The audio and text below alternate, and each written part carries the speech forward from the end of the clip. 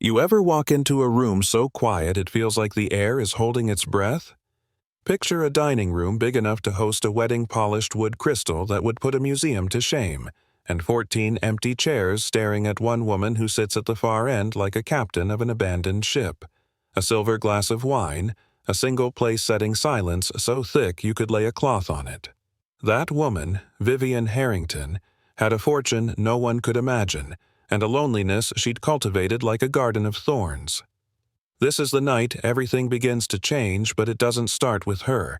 It starts with a mother who has $87 and a little boy who hums the wrong song at the wrong time. And by wrong, I mean the kind of wrong that cracks open history. Act 1. The Hook, Survival. The Gig, The Rules. Rosa Alvarez wakes at 5:10 with the sound of her phone alarm and the ache of a lifetime of small bills in her bones. She lives in a one-bedroom that smells faintly of detergent and crayons. Mateo, her 6-year-old, still hugging a stuffed rabbit with one ear flopped over. Rosa has 3 shifts this week: supermarket mornings, a diner afternoon, and cleaning houses at night, and she scrolls help-wanted ads like someone flicking through Hope. Then she sees it: live-in, caregiver/house manager, private estate, $900 week plus room and board, references required. Her fingers tremble. Room and board, rent erased maybe for the first time in months. She calls a woman, answers, crisp voice, not unkind, Harrington Estate. She tells them she can cook clean care for a child, that Mateo is quiet, he won't be a problem. The woman pauses, then says what has to be said. Mrs. Harrington has not had children in the house for decades. The main rule is silence. The child will stay in staff quarters. Dinner is at 7 sharp. In the formal dining room, Mrs. Harrington eats alone always. No lingering, no conversation unless she begins it. Rosa breathes and says yes. She packs 2 duffel bags that night, tells Mateo they're going to live in a big house for a little while to be mouse quiet. He nods like a tiny soldier, because kids are enormous little adults sometimes. They arrive and the gates feel like something out of a movie. Marble fountains, hedges clipped into soft soldiers. Agnes, the head housekeeper, opens the service door with a gaze that appraises like a judge.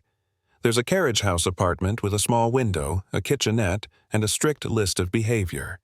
Down the hall, the main dining room glows under crystal. A mahogany table with 14 empty chairs, and at the far end one place set one silhouette. Vivian Harrington is older, poised hair like winter-light posture that could have been carved from granite. She exists within rules like a monarchy of one. Rosa's first night is ritual plate, perfectly pour wine leave as if the room itself might snap if she stayed. Vivian's eyes barely lift, but as Rosa walks away she trips a wobble. A wine glass catches light, and for a second Vivian looks up, actually looks, and there's something in her face that isn't outright cruelty. It's Fisher. "What's your name?" she asks. Not mean, just a question thrown into a cavern. "Rosa Alvarez," Rosa says. "You have a child." Vivian states, not a question. "Yes," Rosa answers. That tiny exchange is the first pebble dropped into a pond that's been glass still for 38 years. Act 2. The Break Memory. Slip and the song. Days fold into the same careful choreography: breakfasts on china dusting rooms that are already immaculate, Mateo coloring in his corner, and sometimes humming an old lullaby Rosa's grandmother taught her. In the hush of the house, a child's tune becomes a trespass. One night, Mateo hums that old sunshine song while passing the hallway near the dining room, a melody Rosa assumes will die on the air. Vivian freezes a spoon halfway to her lips, her fingers white on the table edge. You could see the sky go dark in her face. It's not hysteria, it's a history unspooling. Later, Agnes pulls Rosa aside and tells her the truth in a whisper that sounds like a verdict. Vivian had a son once, Thomas. He died at 6, and the house has been shut down to children ever since. The charity, the foundation, the lectures, all built from grief. Rosa feels a cold that isn't only about winter. She thinks they'll be gone by morning. They are not. Instead, the next day, Rosa finds a note, a tiny crack in the rule: the boy may use the library in the afternoons. books only. She watches Mateo sit cross-legged on the floor between sober stacks of books, and Vivian appears at the doorway watching from the threshold. She doesn't speak. She doesn't enter. She just watches. Rosa feels watched back in a way that's not the old power she feared, but something like curiosity. On a night when storms come through like drums, Mateo wakes screaming from the thunder. Rosa runs to the main house with him shivering and soaked and finds the kitchen door open, Vivian in a cardigan and her hair loose, eyes wide like someone waking up from a long sleep. "Bring him to the library," Vivian says, and it is the first invitation either of them could have imagined. She takes a blanket and tucks it around Mateo without ceremony, telling a story about clouds like they're bowling pins.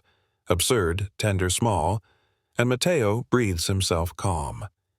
Later, there's a conversation where they don't talk about rules but about regret. Vivian says, "I thought silence would stop the pain. It didn't. It made the house hollow." Her voice breaks in the places that make Rosa want to hold it so badly. The change is slow, honest, and messy. Vivian asks simple things. "What's on the menu? Where did you learn this recipe?" And Rosa answers. Mateo draws a picture of the house with windows full of people. He draws a tiny figure in the kitchen labeled Mama, and another figure by a window labeled Mrs. V, because this child has already decided someone belongs.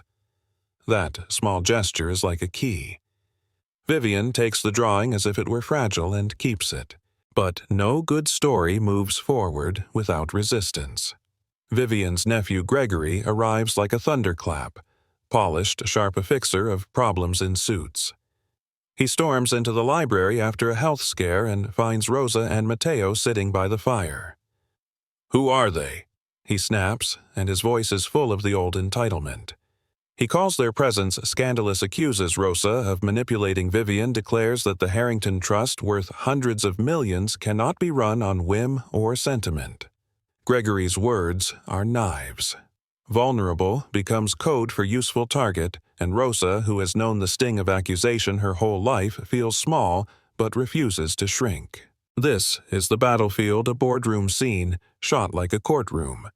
Gregory paces, clutching reports. Board members whisper their papers, shuffling like second opinions. Vivian stands, and for once she is not the woman who lets others decide. She's the woman who remembers why she started the foundation in the first place. She speaks not with the cool of a socialite, but with the rawness of a mother who lost a child and learned the wrong lessons. "I built monuments," she says, "but I forgot people." Rosa is beside her now, hands folded, no degrees on the wall, only the blunt authority of lived experience. She lays out facts. Applications processed in 12 weeks, now cut to 3 people helped, faster fraud, minimal trust growing. And the board watches proofful lives in video testimony, not just spreadsheets. This moment is not cinematic because it's tidy. It's cinematic because it's real, with questions that feel like punches and answers that are grit. Act 3. The turn and the tension. Rebuilding a table. The votes shift. Gregory storms out furious, claiming the foundation's soul is being traded for sentiment, but the board sides with Vivian and Rosa. The dining room that was a mausoleum starts to breathe. First 3 place settings, then a dozen, then an entire table full of neighbors, staff, families. The foundation actually helped. Sunday dinners become a ritual that's equal parts chaos and balm. Kids tucking elbows, soup bowls, clinking, someone telling a joke that lands like a comet. Vivian learns to laugh at burnt garlic. Rosa learns how to sit instead of serve. The table becomes a classroom where manners are taught, lessons shared, and forgiveness practiced in small acts. Passing the bread, handing the dessert to a kid who reached first. But there's friction. Gregory sends emails. Local papers sniff for scandal donors, worry that a board once predictable will now feel unpredictable. Rosa wrestles with the weight of being seen. She who was invisible is suddenly a director asked to shape policy for families she knows intimately. She sets conditions. The rules that now protect the dignity of people, not preserve bureaucracy. Caseworkers with lived experience know shame. Laden questions on applications respect that puts a child first. Vivian signs sometimes with hands trembling, sometimes with certainty. They build programs that make the foundation a bridge, not a barrier. The final image is not perfect. Perfection is boring. It's messy and warm, a tableful laughter spilling into hallways that once held echoes, children racing by like small hurricanes. Vivian reads to Mateo from a dog-eared book, her voice steady, real. At night, she sits with Rosa and says, "You saved me from turning my grief into a box wrapped in marble." Rosa says, "You gave us a home." The foundation's numbers rise, but so does its soul. And yet the story doesn't end with a bow. Change makes noise. People will call it boundary crossing. Some will clap, some will jeer. There are questions that don't get tidy answers. How much should grief be curated? When does compassion risk chaos? Who gets to decide what a foundation is for? The money, the families, or the person who lived the pain? That tension is the point. It makes the story breathe beyond the last scene. So here's where you've come in. Because every one of us has a Harrington table or a Rosa backpack in our life. Which side are you on when someone needs a chair pulled in? Do you think changing a system built for control is reckless?